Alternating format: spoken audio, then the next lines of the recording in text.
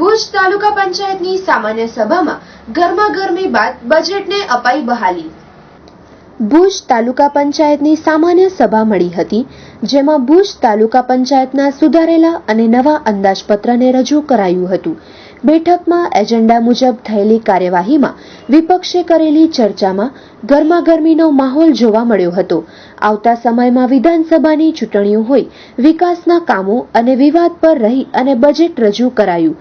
ભુજ તાલુકા અધ્યક્ષા કંકુબેન ચાવડાની અધ્યક્ષતામાં મળેલી બેઠકમાં તાલુકા વિકાસ અધિકારી ડીવી ગેડાએ એજન્ડા રજૂ કરી અને સૌ સભ્યોને આવકાર્યા હતા। બેઠકમાં પ્રથમ ગત મીટિંગનું વાંચન કરી અને બહાલી અપાઈ હતી।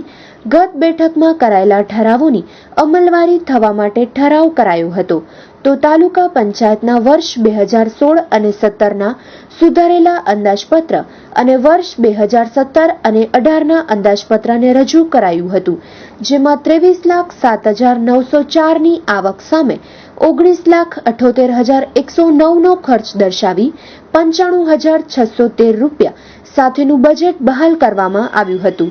પ્રશ્નોત્તરીમાં વિપક્ષી સભ્યોએ ખાવડા વિસ્તારમાં મંજૂર થયેલા ગ્રામ્ય માર્ગો માત્ર કાગળ પર જ બનાવી દેવાયા છે, વાસ્તવમાં માર્ગ બનાવાયા નથી, ત્યારે તે મુદ્દે વિપક્ષે ઉગ્રપણે રજૂઆતો પણ કરી હતી।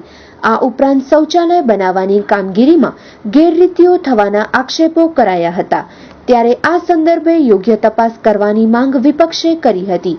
આ ઉપરાંત ગ્રામ્ય કક્ષાએ તલાટીઓ દ્વારા દાખલાઓ અપાતા નથી, વિવિધ પ્રકારના દાખલાઓ આપવામાં તલાટી કક્ષાએ વિલંબ કરવામાં આવતા અન્ય કામગીરીઓ અટકે છે। મારું નામ છે જુમા અલી મોહમ્મદ સમા, તાલુકા વિપક્ષ નેતા સાહેબ। આજે તાલુકા પ્રશ્ન તો અમારા વિકાસના હતા, શૌચાલય બાબતના હતા, જે ગામ લોકોના છે એના સિવાય બીજા કંઈક પાણીના છે, આપણે કંપનીમાં કોઈ પ્રશ્ન અમારી બાજુ કંપની લાગે છે એ બાબતના અમારા મુદ્દા હતા। તો આ પ્રશ્નનો કોઈ નિકાલ કરવામાં આવતો નથી। તાલુકા વિકાસ અધિકારી જે છે ને 1 વર્ષ થઈ ગયું છે, લગભગ 1 વર્ષની અંદર અમારા તાલુકા પંચાયતમાં જે કોંગ્રેસના જે પણ સદસ્ય ચૂંટાયેલા છે એનું કોઈ 1 પૈસાનું કામ નથી, કારણ કે હું પોતે વિપક્ષનો નેતા છું, મારું કામ નથી થયું।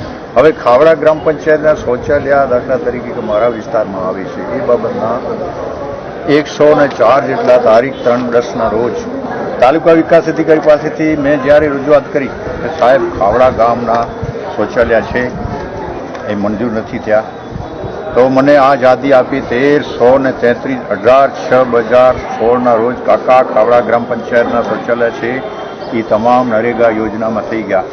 એની અમે ત્યાં તપાસ કરી, એમાં 1333 માણસોના નામ હતા, જેની મેં તપાસ કરી તો ખાવડા ગામનું એક જ નામ નીકળ્યું।